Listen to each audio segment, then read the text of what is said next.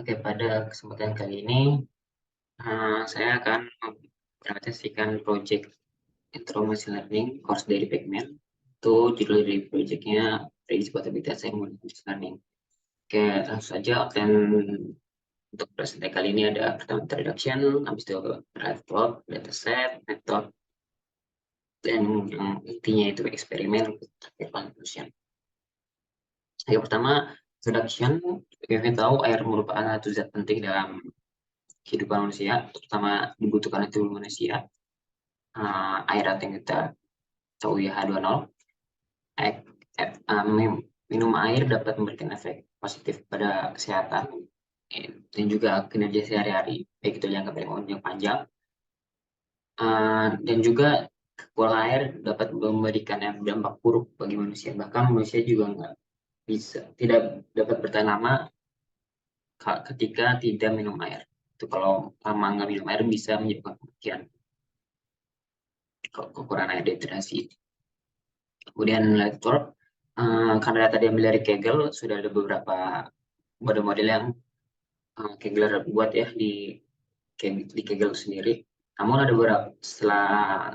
beberapa step yang dilakukan sepertinya kurang tepat, seperti ada imputasi sebelum melakukan split data. Hingga terdapat data leakage atau bocor informasi data testing ke dalam model. Yang seharusnya data testing digunakan hanya untuk testing, tidak terlibat dalam pemodelan. Dan juga terdapat beberapa penelitian paper-paper yang menggunakan data yang sama, sebagaimana berikut. Kemudian penjelasan dataset pertama, dataset ini dari Kaggle.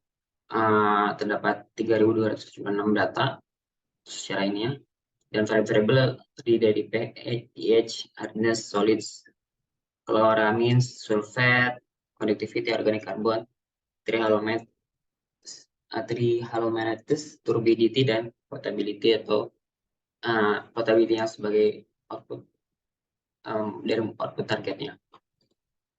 Kemudian metodenya klasifikasi dengan menggunakan beberapa model machine learning seperti logistik, regression, KNN, decision tree, Bayesian, forest, dan AdaBoost. Jadi logistik, KNN, decision tree, Bayesian, forest, AdaBoost, serta kurang satu di sini ada gradient boosting.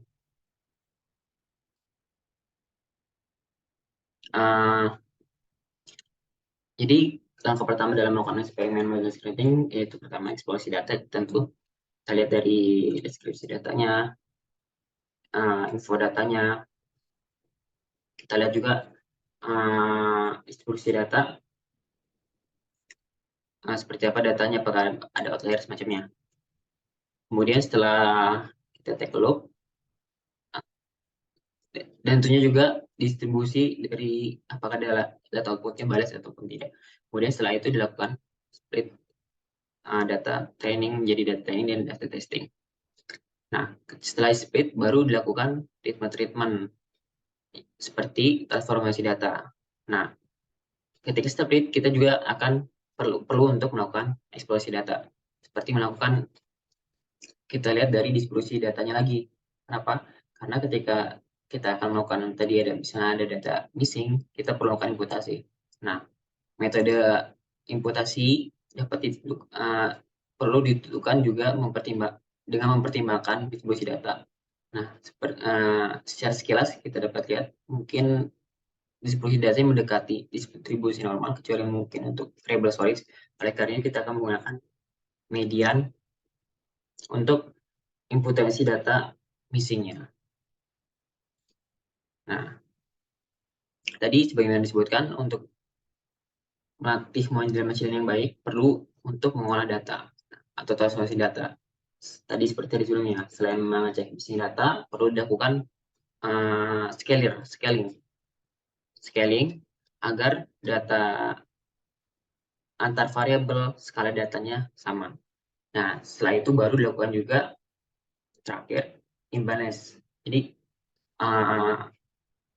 besar karena output targetnya berbeda antara yang ini non potable sama yang potable, perlu dilakukan antara oversampling atau undersampling atau memakai class weight Nah, dalam penelitian ini kami akan menggunakan ketiga itu, yaitu ada SMOT, oversampling, dan class fact. Nah, dengan menggunakan model-model tadi, KNN, logistik, decision tree, ada boost, grand boosting, bagging, dan random forest. Nah, setelah dilakukan pemodelan, kemudian evaluasi. Nah, secara ringkas seperti tabel di berikut. Nah, metode imbalance treatment sebagai yang melihat yang terbaik pada penelitian yang saya lakukan adalah menggunakan class fact dengan model RF memiliki akurasi yang terbaik yaitu 68%. Begitu juga dengan model bagging. Namun bagging memiliki kelebihan tersendiri karena memiliki nilai presisi yang paling tinggi. Kenapa saya pilih presisi? Karena presisi ini rumusnya adalah true positif dibagi true positif dibagi penjumlahan antara true positif dengan false positif. Nah, untuk memperbesar nilai presisi perlu untuk mengurangi nilai false positif ya. Kenapa false positif dikurangi? Karena kita bertujuan untuk meningkatkan model, memperbaiki model dengan mengurangi nilai false positif sekecil mungkin. Kenapa? Karena false positif kan jadi kayak nilai aslinya dia negatif, cuma diprediksi model positif gitu. Jadi kayak misalnya ini aslinya minuman beracun berbahaya, tapi semua model diprediksi positif. Nah, ini dikurangi. Oleh karena itu untuk evaluasi ini saya menggunakan presisi dan akurasi. Akurasi untuk gambaran secara umum saja. Oleh karena itu secara garis besar model bagging dengan menggunakan class fact adalah model terbaik. Namun oke, next.